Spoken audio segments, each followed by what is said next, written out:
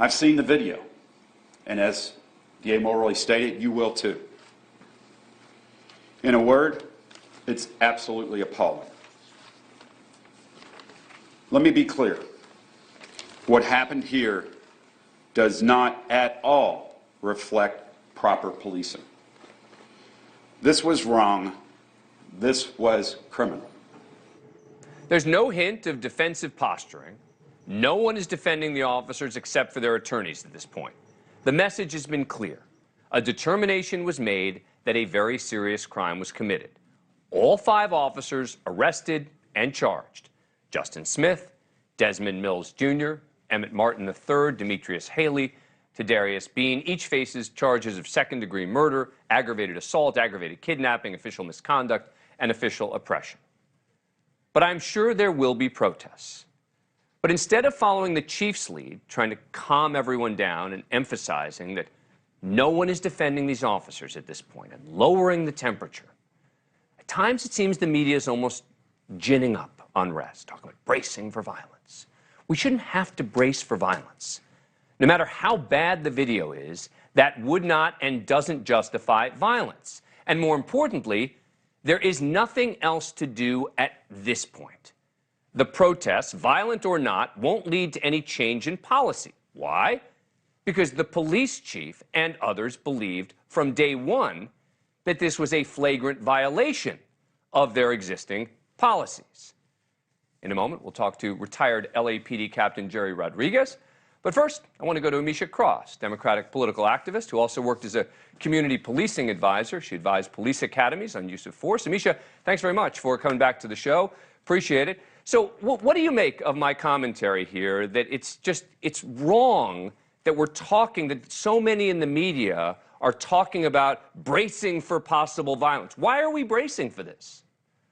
Because the media has made a habit of making those types of statements. This isn't the first time, and I doubt it'll be the last. They did the same thing with Laquan McDonald in my hometown of Chicago. They did the same thing in advance of Breonna Taylor and, the information that came out about those officers. They did the same thing with several of the now hashtags of deceased Black people who have been abused by police.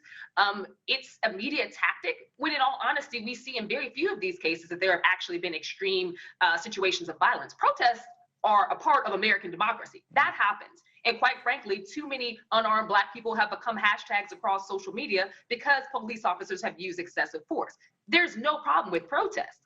It's just frustrating that whenever something like this happens, the automatic idea of the media is that, oh, Black people are going to riot in the streets, they're going to throw bombs, something is going to happen that is extremely dangerous, which in the majority of situations, we do not see that at all. We see people holding signs, we see them wanting to hold police accountability accountable in their own hometowns, and there's absolutely nothing wrong with that. Let me ask you about that. You mentioned about police accountability, right? And it does lead me to the question of what is the point of these protests, right? I'm assuming this video is going to be terrible, right? I'm assuming it's going to be really tough to watch, right? What is the point of the protest now that the book has been thrown at these officers? There's nothing else at this point that can be done. I would think the point of the protest is a change in policy, or arrest these guys, or charge these guys, or we don't like what the outcome was. What's the point of the protests?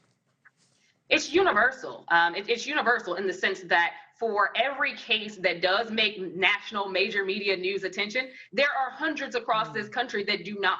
And I think that for those individuals who do choose to protest, who are holding those signs, who are marching, they're bringing light to the issues in their own communities of police brutality. They're saying that this guy who literally got pulled over for a traffic stop should not have ended in death. And that, in all honesty, is the case for several Black people across this country. Traffic stops are one of the number one, reasons or lead-ins to cops using excessive force. Why is it that in our community, traffic stops can happen, yet those people don't come out alive, whereas in white communities across this country, a traffic stop can happen and either they get a ticket, whatever, they run their record, but that person still breathes the next day. I think that there's something bigger there. The numbers don't actually back that up. I agree with you on the issue of number of interactions, right? I was talking to a woman today on my radio show who said, look, when my son gets called in because he's walking in an apartment building where he's meeting a friend because he's Black, and someone sees him there, he has an interaction with police that a white kid might not have. I thought, great point that she's making there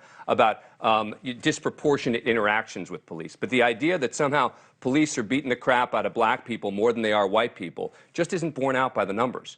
No, police are beating the crap out of a whole bunch of people. Well, At the end of the day, the issue isn't even the color of the officer. We know that from the Memphis case and several other cases. The problem is not only it is in the training, it is in the backing of the blue. It is in a fundamental misunderstanding of when to use force and when not to use force. And quite frankly, police officers who honestly just shouldn't be on the streets. Well, thank you for watching. Go to newsnationnow.com to find NewsNation on your cable provider. And don't forget to click the red subscribe button below to get more of NewsNation's fact-driven, unbiased coverage.